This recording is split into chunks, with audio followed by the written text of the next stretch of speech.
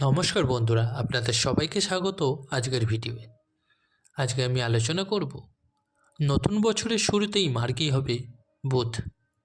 এই 4 রাশি দু হাতে টাকা কামাবে। বৈদিক জ্যোতিষশাস্ত্রে বুধকে চাকরি, ব্যবসা, বুদ্ধিমত্তা ইত্যাদির জন্য দায়ী গ্রহ হিসাবে বিবেচনা করা হয় এবং এটি প্রায় 27 দিন একটি রাশিতে থাকেন। এমন পরিস্থিতিতে বুধ গ্রহের প্রভাবে নতুন বছরের প্রথম মাস পর্যন্ত থাকবে।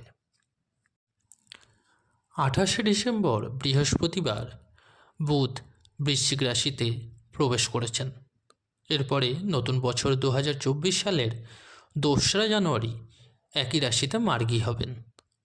শুক্র ইতিমধ্যেই বৃশ্চিক রাশিতে উপস্থিত রয়েছে। বৈদিক জ্যোতিষশাস্ত্রে বুধকে চাকরি ও ব্যবসার জন্য দায়ী গ্রহ হিসাবে বিবেচনা করা হয়।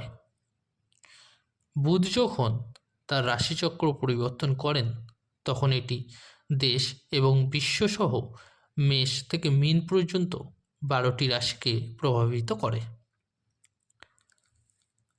চলুন জেনে নেওয়া যাক কোন কোন রাশির ওপর এর প্রভাব পড়বে।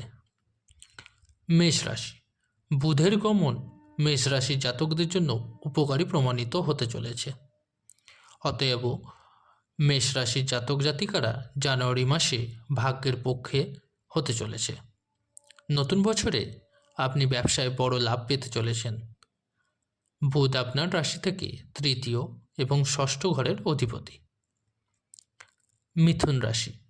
বুধ আপনার রাশিচক্র থেকে পঞ্চম ঘরে তার রাশিচক্র পরিবর্তন করতে চলেছে। 2024 সালের নতুন বছরে এই সময় যে কোনো ধরনের বিবাদ থেকে দূরে থাকুন এবং শুধুমাত্র আপনার কাজে মনোনিবেশ করুন। নতুন বছরে আপনার পিতামাতার সঙ্গে আপনার সম্পর্ক ভালো হবে। যারা ব্যবসা করছেন তাদের জন্য নতুন বছরটি খুব ভালো যাবে। কন্যা রাশি। বুধ আপনার রাশিচক্র থেকে দ্বিতীয় ঘরে তার রাশিচক্র পরিবর্তন করতে চলেছে। 2024 সালের নতুন বছরে যারা ব্যবসা করছেন তারা ভালো লাভ পাবেন এবং আপনার সম্মান ভালো বৃদ্ধি হবে। বিবাহিত জীবন সম্পর্কে কথা বললে নতুন বছরে আপনার স্ত্রীর সঙ্গে বিবাদের সম্ভাবনা রয়েছে, তবে পারস্পরিক ভালোবাসা বজায় থাকবে। নববর্ষে এই রাশির জাতক জাতিকাদের বাড়িতেও ধর্মীয় অনুষ্ঠানের আয়োজন করা যেতে পারে।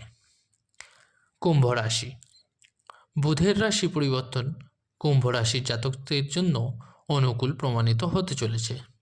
অতএব আগামী বছর আপনার সম্পদের ব্যাপক বৃদ্ধি হতে চলেছে।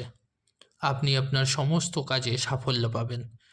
জ্যোতিষশাস্ত্র অনুসারে বুধ গ্রহ আপনার রাশির আয় ঘরে প্রবেশ করতে চলেছে।